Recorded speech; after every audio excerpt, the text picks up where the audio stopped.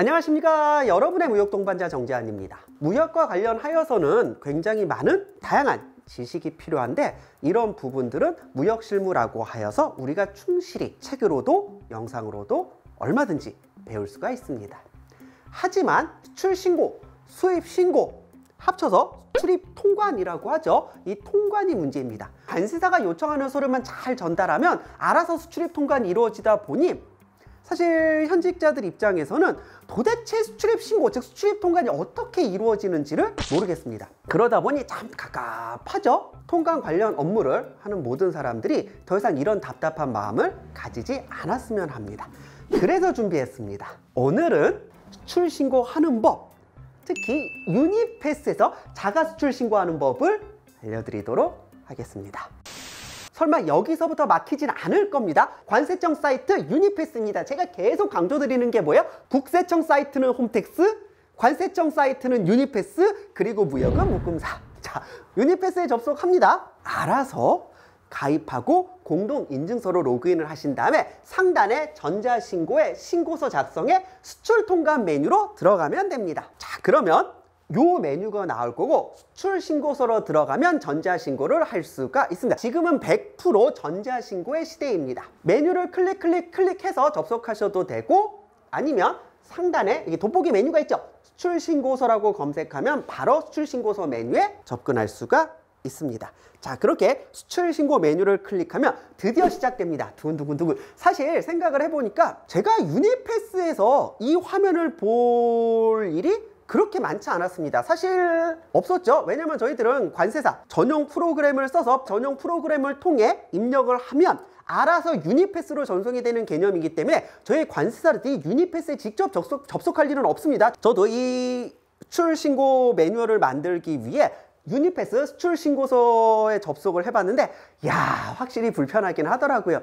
지난번 영상에서도 계속 말씀드리지만 어지간하면 관세사한테 맡기세요. 나는 어차피 수출 건수라는 게 몇 건 없고 그냥 어쩌다 한 번 있고 시간도 많아가지고 경험 삼아 입력을 해본다 라고 하면은 크게 상관이 없겠지만, 규칙적으로 수출이 된다 라고 하면은 관세사한테 맡기는 게 무조건 좋습니다. 아마 그게 편할 거예요. 그리고 수입신고라고 하면은 고민하지 마세요. 수입신고는 세금 관련 신고까지 다 하고 납부까지 해야 되기 때문에 까딱 하다가는 어마어마한 가산세가 추징당할 수 있습니다. 수입신고는 무조건 관세사한테 맡기시는 게 맞고, 수출신고는 그나마 물리적으로 유니패스를 통해 자가통관, 자가신고가 가능하기는 합니다.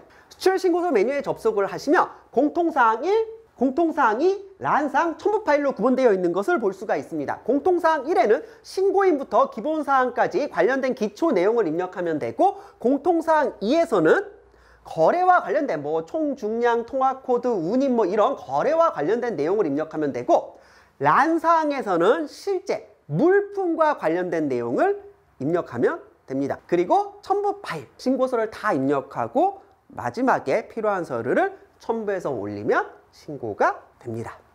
자, 그럼 공통사항 1, 공통사항 2, 란사항, 그리고 첨부 파일 순서대로 알아보도록 하겠습니다.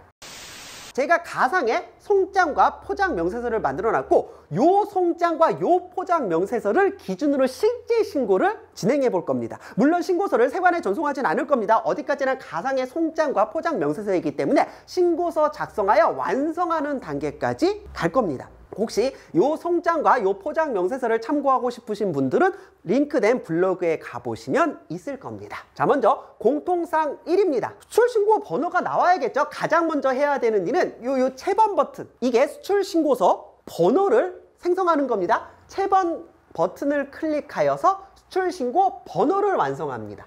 전송 구분은 원본입니다. 내가 전송을 했는데 야, 이거는 잘못 입력했네 라고서 세관에서 오류 통보를 보내면 다시 전송을 해야 되죠. 그럴 땐 내용을 정정해서 재전송으로 보내면 되는 거고, 최초 전송은 원본 전송입니다. 보면 신고인, 수출대행자, 수출하주, 제조자, 구매자, 기본 신고사항이 있습니다. 먼저 신고인부터 설명을 드릴게요. 신고인은 전혀 어렵지 않습니다. 아마 지금 이 영상을 보고 계신 여러분들이 실제 통관을 한다라고 하면은 공동인증서로 로그인이 되었고, 공동인증서로 로그인이 되었다는 건 여러분이 신고인으로 이미 기재가 되어 있을 겁니다. 저는 관세사무소 아이디로 로그인을 했기 때문에 신고인 부호에 제 관사 번호가 들어가 있고 상호 대표자 성명에 정재환 관사사무소 정재환이라고 되어 있을 겁니다. 대부분은 관사가 신고인이 될 것이고 여러분들이 자가 통관을 한다라고 하면 실제 지금 신고서를 입력하고 계신 여러분들이 신고인이 될 겁니다. 이건 전혀 중요하지 않아요. 중요한 건 수출 대행자, 수출하주, 그리고 제조자입니다. 내가 제조자까지는 알겠어. 도대체 수출 대행자랑 수출하주가 뭔지 여기부터 헷갈립니다. 아니, 수출자면 수출자지 수출하주 뭐고 수출 대행자는 뭐냐? 수출 화주는 그 물품의 주인을 말하고 수출 대행자는 수출 신고를 책임지는 당사자를 의미합니다. 그리고 실무적으로는 예외 없이 수출 대행자와 수출 화주는 같은 사람입니다. 그런 다른 경우가 언제 있을까요? 지금은 크게 의미가 없지만 과거에는 중소기업들이 훌륭한 물품을 만들었는데 이걸 외국으로 수출할 수 있는 방법이 없어. 왜냐면 과거에는 무역업 자체가 허가제도였기 때문에 우리가 물품을 만들었지만 우리 이름으로 수출을 못해. 그럼 수출을 누가 대신해 줬습니까? 무역상사요. 종합무역상사가 그 업무를 대신해 줬죠. 그래서 중소기업이 만든 물품을 종합무역상사가 대신 수출을 해준다라고 하면 수출 대행자가 종합무역상사가 되는 것이고 수출 화주가 실제 그 물건의 주인 그 기업이 되는 것입니다. 하지만 요즘은 무역 자유화가 되었기 때문에 크게 뭐 할당이나 법적 요건이 걸리는 이제 그런 경우가 아니다라고 하면은 내가 직접 수출하면 되지. 내가 굳이 수수료를 주고 쟤한테 수출을 맡길 필요가 없는 거죠. 그래서 수출 대행자와 수출 화주는 같은 경우가 대부분입니다. 자, 지금 영상대로 수출 대행자 넣어주시고 잘 보세요. 수출자 구분입니다. 이 수출자 구분에 이런 것들이 헷갈려. 선택을 하면 A, B, C, D가 나올 겁니다. B가요. 수출 대행자가 수출 대행만을 하는 경우죠. B가 아니다라고 하면 A, C, D는 수출 대행자와 수출하주는 같습니다. 자가 통관을 하는 대부분의 경우는 어떤 경우입니까? 제조자한테 물품을 납품받아서 이제 수출을 하게 되는 거죠. C에 해당되는 경우가 많을 겁니다. 수출 대행자가 완제품 공급을 받아 수출하는 경우, 즉 제조자한테 물건을 받아서 수출을 한다. 그래서 그 경우는 C가 됩니다. 저는 C를 선택했습니다. 수출 대행자가 완제품 공급을 받아 수출한 경우고 이 경우에도 수출 대행자와 수출하주는 동일하게 선택해 주시면 됩니다. 계속 보도록 하겠습니다. 통관 고유 부호. 앞선 영상에서 통관 고유 부호 영상을 반드시 확인하여 주셔야 됩니다. 글쎄요, 아마 로그인을 하면 통관 고유 부호가 공동인증서로 로그인을 했기 때문에 아마 입력이 되어 있을 겁니다. 혹시 입력이 되어 있지 않다라고 하면은 옆에 돋보기를 클릭하셔서 자신의 회사 업체명을 조회하면은 쭉 나올 겁니다. 거기에 자신의 회사를 선택하여 클릭을 하면은 이제 통관 고유 부호가 자동으로 들어갈 것이고 수출 화주는 동일하게 들어가 있죠. 자, 그러면서 식별 부호 구분을 잘 보셔야 됩니다. 왜냐면 우리가 지금 수출을 하는데 이게 진짜 회사인지 가짜 회사인지 얘들이 실제 존재하는 건지 아닌지 알 수가 없는 거죠. 식별 부호 구분은 뭐 주민등록번호, 여권번호, 외국인 등록번호는 다양한 것으로 할 수 있지만 지금은 사업자 통관이기 때문에 사업자 등록번호를 선택하시고 사업자 등록번호를 입력하면은 이것은 멀쩡한 회사구나, 정상적인 회사구나라고 확인이 될 것입니다. 통관 고유 부호 동일하게 입력해 주시고 소재지 주소, 이 회사의 주소, 그래서 수출자의 주소를 입력하면 됩니다. 여기까지는 크게 어렵지 않습니다. 이제 제조자입니다. 뭐 대부분의 경우는 제조자가 누군지 알 수 있습니다. 하지만 중소기업이 어딘가에서 납품을 받아서 수출하는 경우라고 했을 때 누가 실제 제조자인지 알 수가 없는 경우가 있습니다. 그럴 때는 제조자를 미상으로 넣으면 되고 제조자를 미상으로 넣으면 통관 고유 부호는 제조미상 9999000으로 자동적으로 입력됩니다. 자, 이제 여기서 질문 많이 합니다. 산업단지 코드는 반드시 999 기타로 입력을 해주셔야 돼요. 산업단지 코드 입력 안 하면 오류 뜹니다. 자, 그리고 하나 더 우편번호를 넣어야 됩니다. 우편번호 안 넣으면 오류. 아니, 내가 제조자가 누군지 모르는데 어떻게 우편번호를 넣냐라고 했을 때 우편번호 모르면 원칙적으로 어떤 우편번호를 넣으면 됩니까? 현재 수출자 사업장 소재지 주소를 소재지 우편번호를 입력하면 됩니다. 수출하주가 경기도 화성에 18412라고 했죠. 그럼 우편번호도 그냥 18412를 넣어주신대. 수출자와 동일한 우편번호를 그냥 임의로 넣어주면 되는구나. 이것 때문에 이거 어떻게 넣는지 몰라가지고 오류가 나는 경우가 많기 때문에 꼭 확인을 해주셔야 됩니다. 참고로 여기 앞에 빨간 별표 표시 있는 게 필수. 그러니까 이거 통관 고유 부호나 이런 산업단지 코드는 앞에 별표 없으니까 필수 아니지 않냐라고 하는데 이게 공통사항 2에 신고 구분을 선택을 하면은 나머지 것들도 다 빨간색 별표 표시가 생기기 때문에 제가 지금 입력하라고 하는 건 실제 필수 기재사항이라고 보면 됩니다. 사업장 일렬 번호 같은 경우에는 자신의 사업자가 사업자 단위 과세 적용 사업자인 경우에는 일렬 번호가 있을 겁니다. 그 일렬 번호를 넣어주시면 됩니다. 사업자 단위 과세 적용 사업자가 아니다라고 하면은 이 부분은 입력하지 않아도 됩니다. 아니 그럼 제조자는 미상으로 넣을 수 있다고 하는데 그럼 항상 미상으로 넣으면 되지 않냐? 뭐 한다고 제조자를 제대로 넣냐? 두 가지 문제 때문입니다. 첫 번째, 제조자가 미상이면은 환급을 받을 수가 없습니다. 두 번째, 제조자가 미상이면 원산지 증명서를 발급받을 수 없습니다. 제조자가 원산지 관련 서류를 만들어서 줘야 되는데 제조자를 모르는데 원산지 증명서 이게 한국산인지 알 수 있을까요? 없죠. 자, 그래서 나는 환급도 관심이 없고 원산지 증명서를 발행할 것도 아니다라고 하면은 뭐 미상으로 넣으셔도 크게 문제 없을 겁니다. 그리고 또 하나, 제조자가 둘 이상일 때, 제조자가 복수일 때는 내가 환급을 받아야 되거나 원산지 증명서를 발급해야 된다라고 하면은 그때는 제조자별로 수출 신고를 따로 쪼개서 하는 것이 맞고, 나는 뭐 환급도 관심 없고 원산지 증명서도 필요 없다라고 하면은 제조자가 둘 이상일 때도 그냥 미상으로 넣어주시면 됩니다. 구매자입니다.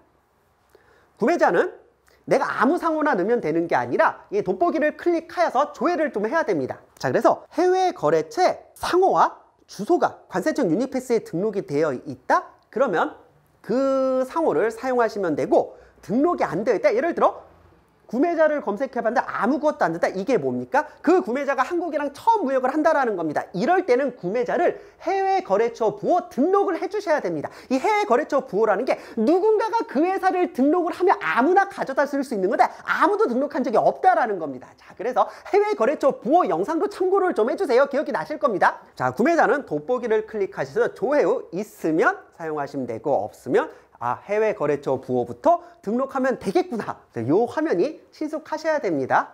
사실 뭐 여기까지 가면 귀찮죠, 정말. 다음, 공통사항 1의 하단 기본신고사항. 여기서부터 문제야. 아니, 내용은 전혀 어렵지 않은데 이게 뭔 소리인지 모르겠어. 잘 보세요. 가장 먼저 신고세관과 과를 입력해야 되면 신고세관 돋보기 클릭하면 전국의 세관명이 다 뜨는데 이거 어느 세관에 신고해야 되지? 우리 회사가 서울에 있습니다. 그리고 화물은 화성에 있는 창고에 있습니다. 그리고 부산항에서 선적을 해서 보낼 예정이라고 합니다. 우리 회사는 서울에 있으니까 서울세관에 신고를 해야 되나요? 아니면 화물은 화성에 있으니까 화성 관할 세관은 수원세관입니다. 수원세관에 신고해야 되나요? 아니면 이거 부산에서 선적할 거니까 부산세관에 신고해야 되나요? 그 기준은 제가 분명 뭐라고 했습니까? 현재 그 화물의 소재지를 기준으로 합니다. 그 화물이 어디에 있는지를 기준으로 그 소재지를 관할하는 세관으로 신고를 하면 됩니다. 그리고 세관에도 과가 여러 개가 있죠. 수출을 담당하는 과를 선택해야 되는데 이게 여간 힘든 게 아닙니다. 사실 저희 관세사들은 세관 결정하는 것부터 크게 고민이 없는 게 CL이라고 유료 사이트가 있습니다. 거기서 주소지 검색하면은 알아서 어느 세관이 관할 세관인지 알려주기도 하고, 통관 프로그램이 주소지를 입력하면 알아서 관할 세관을 딱 잡아줍니다. 사실 어려운 건 과야. 내가 관할 세관이 어딘지는 알겠어. 그래서 그럼 수원세관에 과를 클릭해볼까 하면은 사실 뭐 수원세관은 몇 개 없죠. 막 인천세관이나 부산세관은 이 과가 몇십 개거든. 이 중에 어디가 수출을 담당하는 데인지 알 수가 없는 거야. 당장 수원세관만 보더라도 10통관지원일가가 있고 뒤에 뭐 통관지원가가 있는데 어디지? 사실 유료 프로그램을 쓰면은 이렇게 수원세관은 021이고 수입과는 T고 수출과는 T고 이렇게 딱 알려져서 편하기는 합니다. 역시 돈이 최고야. 자본주의 사회에선 돈이 최고야. 많은 사람들이 관세사들은 왜 이렇게 통관을 빨리 해요? 역시 지식이 출중해서 그런가? 지식은 개뿔 그러게 와서 다 돈빨이야, 돈빨. 캐시 돼, 캐시. 그냥 돈으로 다 발랐기 때문에 막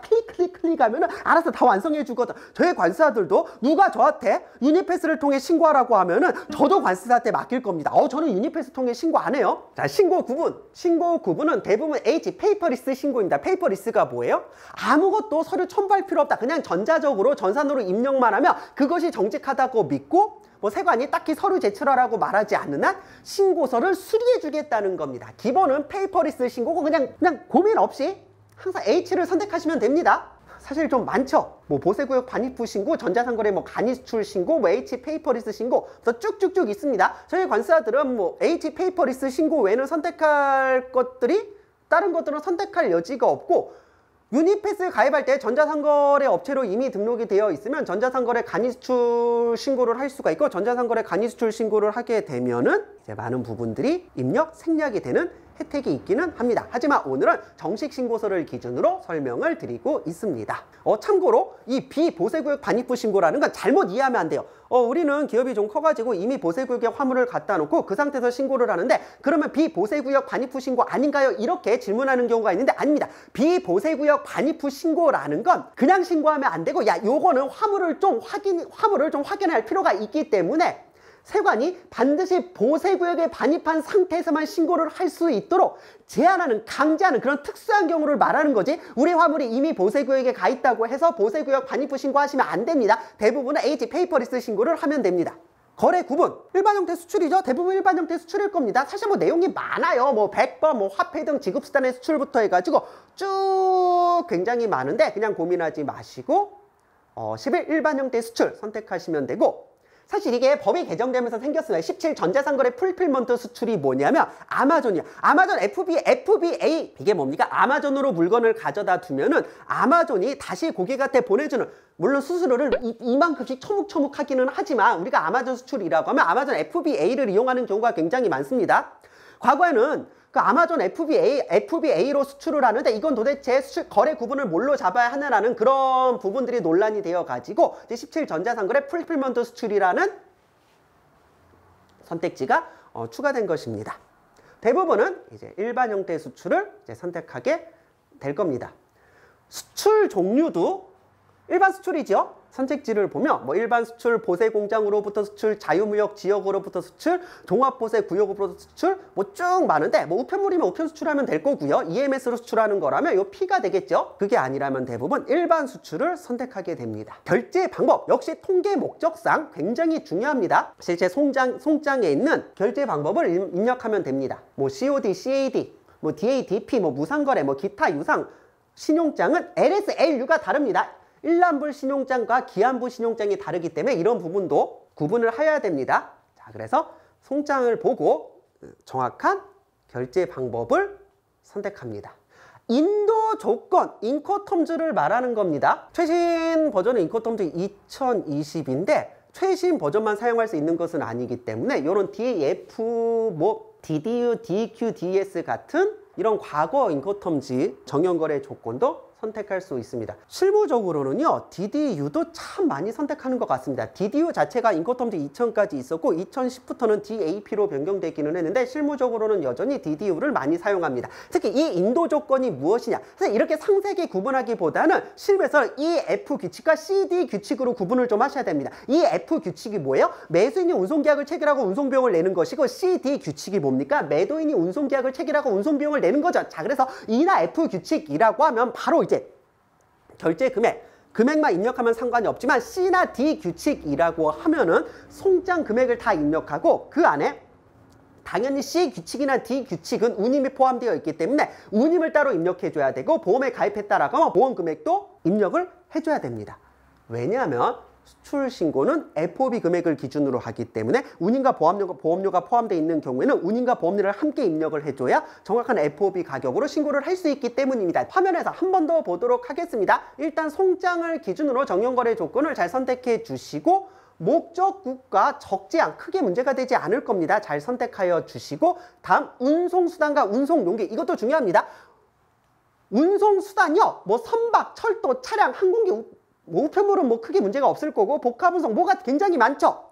실무에서는 둘 중 하나입니다. 해상 아니면 항공, 그러니까 배 아니면 비행기라는 거예요. 이거는 복합운송 아닌가? 복합운송 선택하는 경우 없습니다. 일단 BL이 나왔으면 해상운송이고 에어웨이빌이 나왔으면 항공운송입니다. 해상운송을 선택했다라고 하면은 FCL 컨테이너 아니면 LCL 컨테이너고요. 아마 자가 통관을 하는 경우는 대부분 소량 화물이기 때문에 LCL 컨테이너가 될 것입니다. 그럼 내가 그러면 항공운송이라고 하면 내가 좀 배웠는데 그 ULD를 선택하면 되지 않냐? 아니요. 항공운송은 ETC 기타를 선택합니다. 이 바닥이 원래 그래요. 그래서 어차피 해상 아니면 항공이기 때문에 해상운송을 선택했으면 FCL인지 LCL인지, 항공운송을 선택했으면 ETC 기타를 선택하면 됩니다. 그냥 그렇게 하시면 돼요.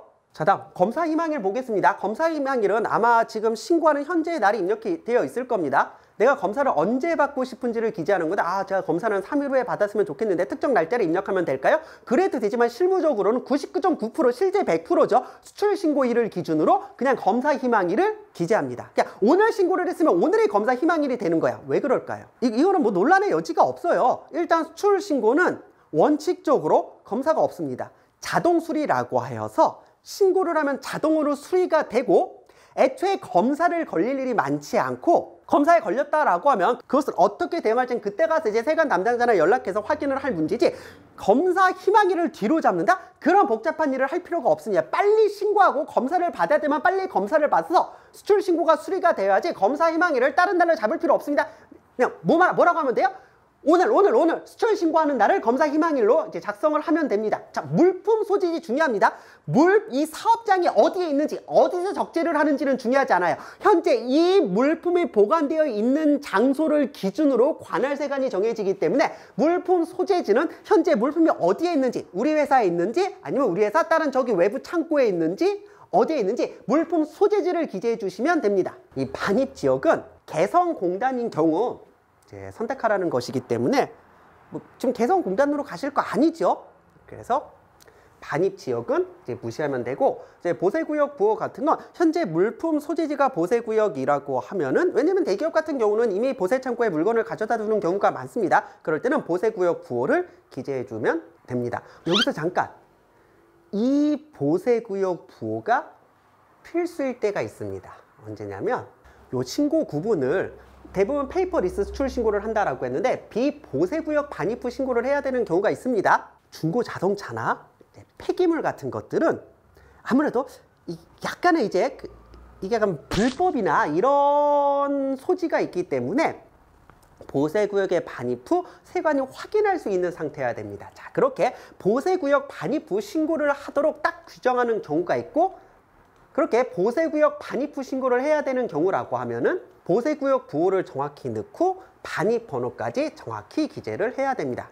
보세구역 반입 후 신고를 하는 경우가 아니라고 하면은 기재하지 않으셔도 됩니다. 신용장 번호는 결제 방법을 신용장을 선택했을 때 반드시 작성을 해주어야 됩니다. 물품 상태는 대부분 신품이겠죠. 특히 중고품 같은 경우에는 이제 세관의 입장에서 이거 중고 물품은 이게 가격 가지고도 약간 이제 장난질을 치는 경우가 있고 또나 중고품의 경우에는 이제 수출한다라고 하면서 이것저것 막 섞어서 이제 밀수출이 발생하는 경우도 물론 대부분은 정직하겠지만 가끔 그런 나쁜 업체가 있죠. 이제 그렇기 때문에 이제 중고품으로 기재를 하게 되면 아무래도 검사에 걸릴 확률이 요만큼은 올라갈 수 있다는 거 참고하여 주시고 이제 환급 신청인은 제조자와 수출자 중 선택을 할 수 있는데 야 그럼 당연히 수출자가 환급 받아야 되는 거 아니냐? 이제 고민할 필요가 없습니다. 그냥 제조자로 하시면 돼요. 애초에 간이정액 환급이라고 하면 제조자가 아니면 환급받을 수가 없습니다. 그래서 간이정액 환급이라고 하면 수출자를 넣어도 환급을 못 받기 때문에 제조자를 넣어주시면 되고 지금 앞에서 제조자 미상으로 해놨으면 어차피 환급이 안 되기 때문에 그냥 제조자로 해두셔도 됩니다. 수출자를 기재했다고 수출자가 환급 받을 수 있는 것도 아니에요.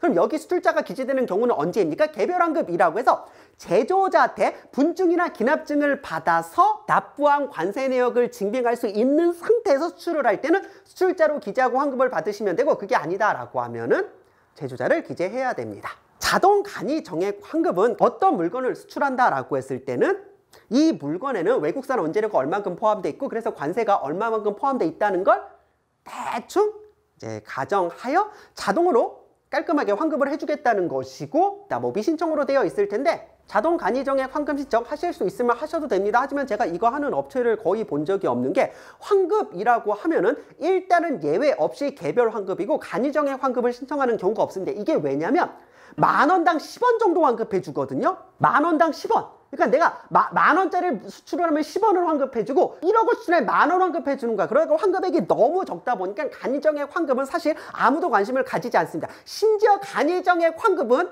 누구만 환급받을 수가 있습니까? 제조자만 받을 수 있기 때문에 수출자가 뭐 한다고 제가 그 제조자를 왜 그걸 해줘요. 그리고 또 하나 제조자를 미상으로 기재한 경우는 애초에 간이정액 환급을 받을 수도 없기 때문에 이런저런 이유로 자동 간이정액 환급 신청해서 제가 이거 자동 간이정액 환급 신청을 하는 경우는 본 적이 없어. 환급 받고 싶으면 관세사 때 얘기해서 개별 환급을 받으시면 됩니다.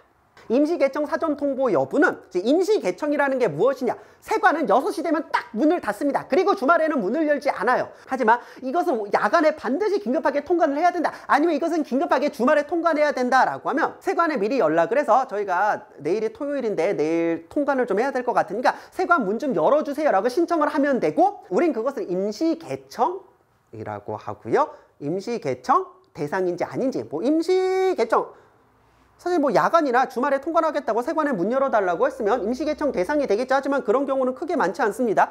참고로 임시개청은 공짜가 아닙니다. 아주 소액이기는 하지만 이제 수수료를 납부해야 되고, 참고로 또 하나, 인천공항세관은 1년 365일 24시간 업무를 하기 때문에 인천공항세관을 통해 이제 수출입을 한다라고 했을 땐 임시개청을 신청할 필요가 없습니다. 자, 다음 통관은 수출통관, 수입통관, 그리고 반송신고, 반송통관이 있다라고 했습니다. 수출이랑 반송이랑 사실 절차가 똑같습니다. 어찌됐건 우리나라에서 물건이 나간다는 절차는 똑같죠. 그래서 수출신고서 안에 반송신고가 들어가 있습니다. 그래서 이것이 수출이 아니라 반송이라고 하면은 반송사유를 입력하면 됩니다. 당연한 얘기지만 중개무역도 반송의 대상이 이제 됩니다. 저희가 뭐 반송하는 경우라고 하면 수입신고 전에 계약상에 엉뚱한 물건이 도착한 거를 이제 확인을 하고 돌려보내는 경우, 수입 요건을 갖추지 못해서 통관 보류된 물품을 뭐 돌려보내는 경우, 그리고 면세점과 계약을 했으면 여기 80번 이제 보세 판매자 물품 반송을 선택하게 됩니다. 그게 아니라고 하면은 사실 글쎄요, 그 반송건은 뭐 크게 많지 않기 때문에 저도 메뉴로서 관심을 가지는 편은 아닙니다. 해당되는 사항이 있다라고 하면 기재를 해주시면 되고, 자, 그렇게 공통사항 1이 끝나고 이제 공통사항 2로 넘어옵니다. 가장 많이 질문하는 게 뭐냐면 저 애만데 환율 어떡하죠? 위안한데 환율 어떡하죠? 유로인데 환율 어떡하죠? 가끔 업체가 요청할 때 있어요. 이거 포장명세서에 300카튼에 300박스죠? 300박스에 2파레트라고 되어 있는데 그 파레트 단위로 입력해 주세요 라고 하면은 여기 2파레트로 저희가 기재를 해줍니다.